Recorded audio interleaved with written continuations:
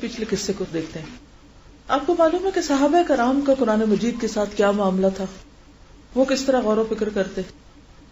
حضرت عمر رضی اللہ تعالی عنہ حضرت ابو موسیٰ اشعری سے کہتے، یا ابا موسیٰ ذکرنا ربنا، اے ابو موسیٰ ہمیں ہمارا رب یاد کراؤ. ذکرنا ربنا، رب کی یاد دلاؤ. انہوں نے کیا کہا ہوگا؟ اوہ تم اتنے غافل ہو، تمہیں رب کی یاد ہی نہیں آتی. کیسے جواب دیا ہوگا؟ وہ سمجھ گئے کہ عمر کیا چاہتے ہیں. وہ کیا چاہتے تھے ان سے؟ کہ قرآن سنائیں. انہوں نے ابو موسیٰ اشعری سے کیوں کہا تھا؟ کیونکہ ان کی آواز بہت اچھی تھی. تو اس سے کیا پتہ چلتا ہے کہ جب اچھی آواز میں یا اچھے انداز میں قرآن کو سنا جاتا ہے تو اس سے رب کی یاد اور زیادہ اچھی طرح بھی آتی. فَيَقْرَؤُ، تو وہ پڑھا کرتے. وَهُمْ يَسْمَعُونَ، اور وہ سب سنتے تھے. وَيَبْكُونَ، اور سب روتے تھے. تو اجتماعی طور پر بھی اچھی قرات کو سننا اور مل بیٹھ کر اللہ کو یاد کرنا اور پھر رونا، یہ بھی صحابہ کا طریقہ ہے، کیونکہ یہ دلوں کو نرم کرتا ہے، اللہ کی یاد دلاتا ہے. ابن مسعود کے بارے میں آتا ہے، وہ کہتے ہیں کہ ما من آیت فی کتاب اللہ، اللہ کی کتاب میں کوئی آیت ایسی نہیں، الا وانا عالم، مگر یہ کہ میں جانتا ہوں، یعنی اس کے بارے میں، این نزلت، کہاں اتری، وفی من نزلت، اور کس کے بارے میں اتری، ومتی نزلت، اور کب اتری، وہل نزلت بلیل او نہار، اور کیا یہ آیت دن کو اتری یا رات کو اتری.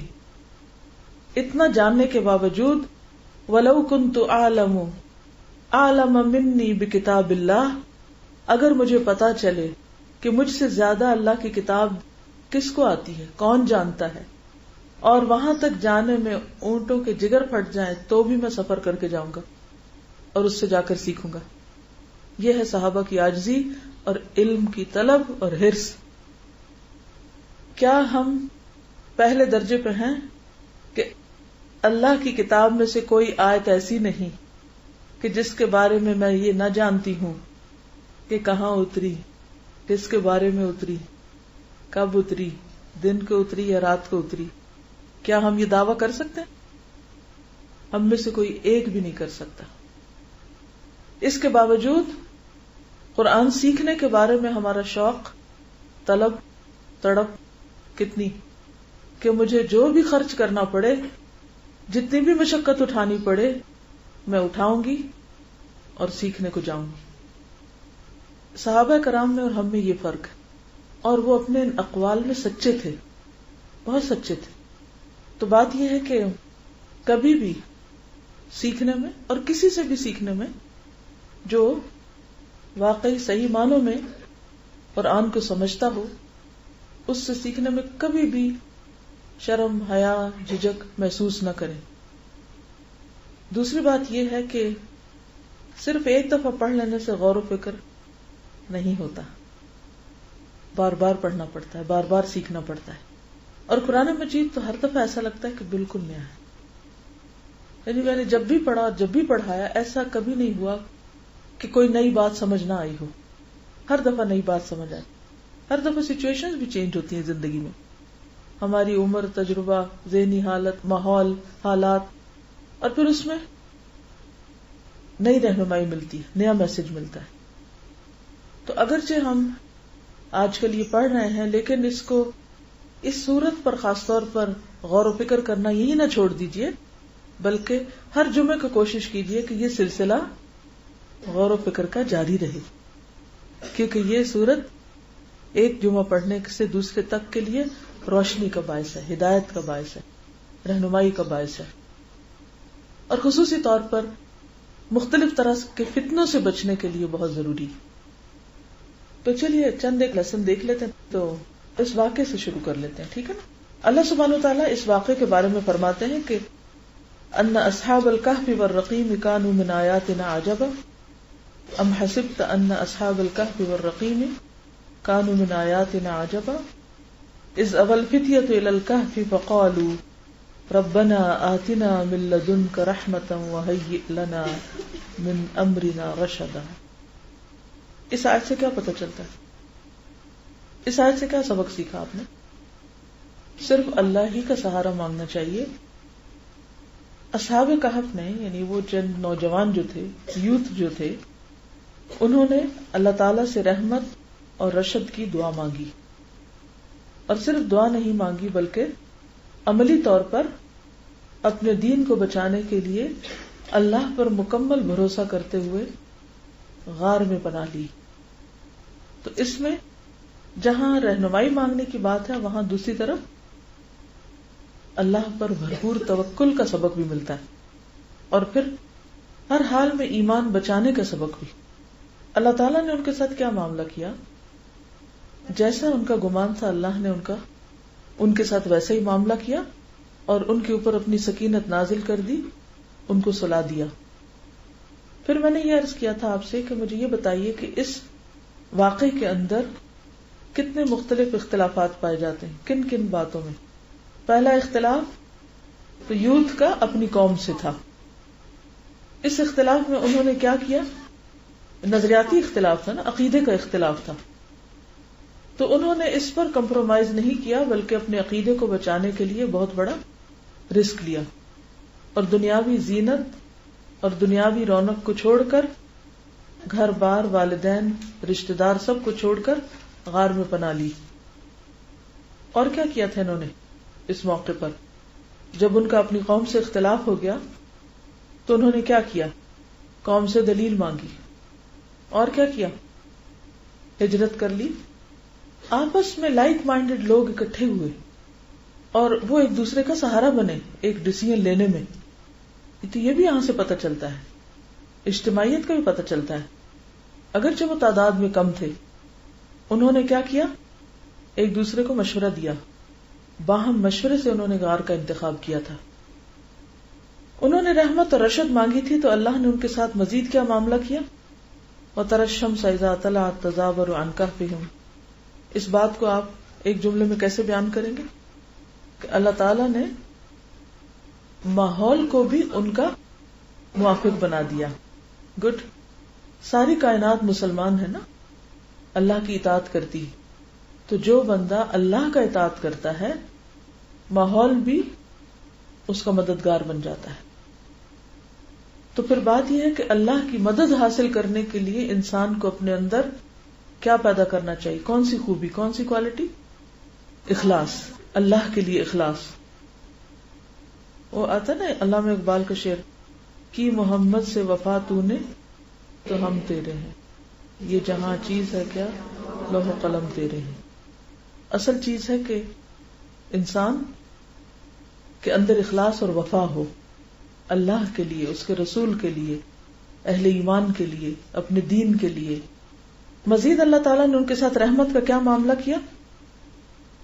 انہیں سلا کر صرف سلا نہیں دیا بلکہ ان کو کربٹیں بھی بدلوائیں، اور ان کی حفاظت کے لیے کتے کا انتظام بھی کیا.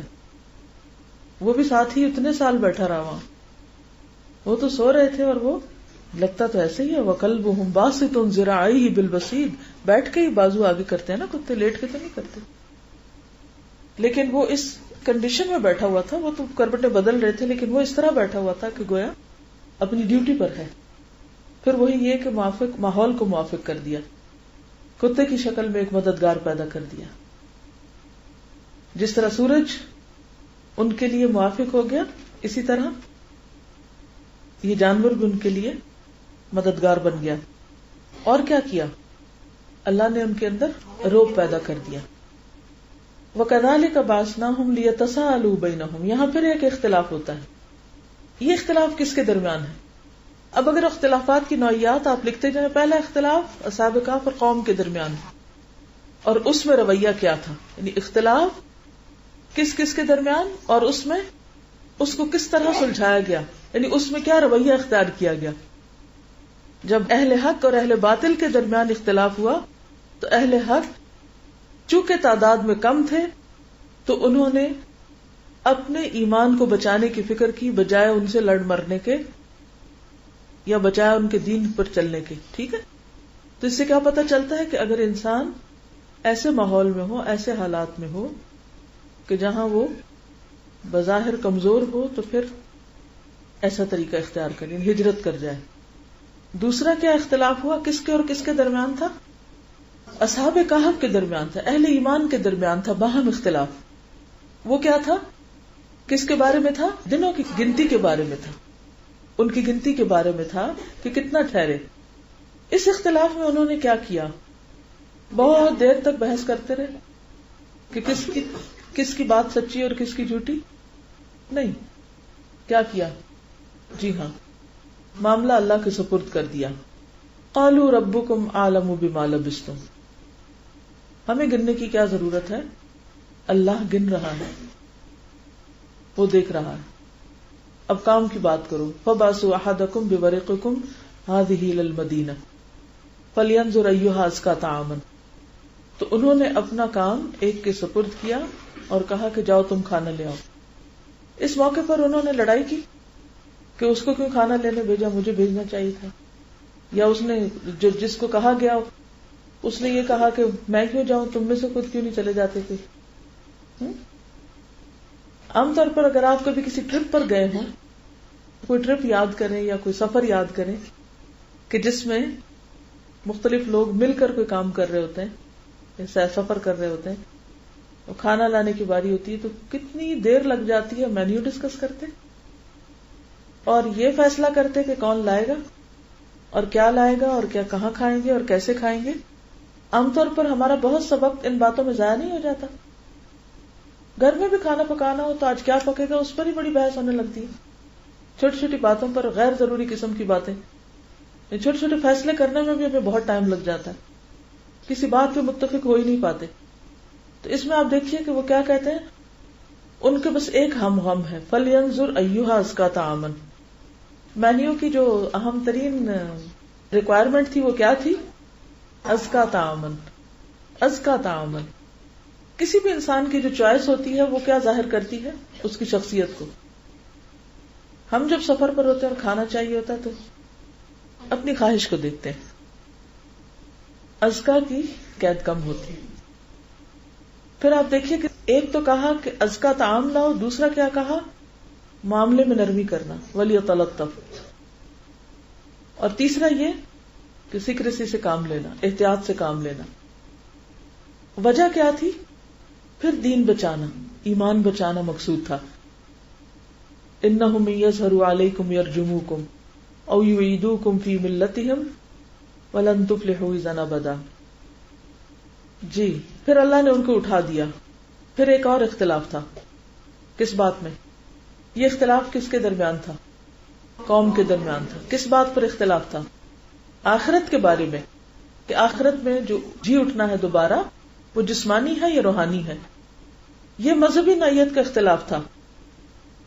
ان کا یہ اختلاف اللہ نے کس طرح دور کیا؟ اصحاب کہف کو اٹھا کر.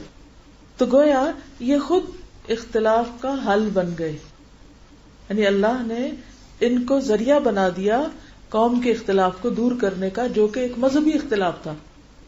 سوچئے کیا ہمارا ایمان ایسا ہے کہ ہماری وجہ سے قوم کے مذہبی اختلافات دور ہو جائیں؟ ہمارے اعمال ایسے ہیں. آپ سب جیسے قرآن پڑھ رہے ہیں، پڑھنے کے بعد گھروں کو جاتے ہیں، اسکولوں میں جاتے ہیں، معاشرے میں جاتے ہیں، کسی مختلف نوعیت کی جگہوں پہ جاتے ہیں. پھر وہاں کیا کرتے ہیں؟ اختلافات پیدا کرتے ہیں یا اختلافات سے گریز کرتے ہیں؟ آپ کی وجہ سے، آپ کی تعلیم یا آپ کی جو تھنکنگ ہے یا آپ کی سوچ ہے، اس کا آؤٹ کم کیا ہے؟ اختلافات کو ہوا دینا یا اختلافات کو راہ دینا یا ختم کرنا؟ آپ کے ذریعے اختلافات بڑھتے ہیں کہ گھٹتے ہیں؟ ہم بڑھاتے نہیں لیکن بڑھ جاتے ہیں. اچھا، دیکھیے کہ قرآن مجید ایک ایسی چیز ہے کہ اگر آپ لوگوں کو اس پر لے آئیں تو اختلافات کم ہو جائیں گے. اگر واقعی لوگ سچائی کی تلاش میں ہیں، جو سچائی کی تلاش میں ہوگا وہ قرآن پر اکٹھا ہو جائے. قرآن بندوں کے اندر عملی توحید پیدا کرتا ہے. کیا پیدا کرتا ہے؟ عملی توحید. دیکھیے اگر آپ ازکا تعامل کی تلاش میں ہوں گے تو یہ آپ کا عمل اور آپ کا ایک رویہ ہوگا نا کہ آپ کی چوائسز کیا ہیں. جب لوگ آپ کی چوائسز دیکھیں گے تو آپ کی شخصیت کو پہچانیں گے اور اس سے پھر وہ متاثر ہوں گے کہ آپ کون ہیں، آپ کیا پڑھتے ہیں، آپ کیا سیکھتے ہیں. صرف آپ کی اسپیچ نہیں کافی، عمل. تو سبق کہاں سے شروع ہوتا ہے؟ کھانے پینے سے. پھر ازکا تعامن. پھر اس کے بعد آپ دیکھیے کہ ان کے ذریعے ایک مذہبی اختلاف جو قوم کے اندر تھا وہ ختم ہوا.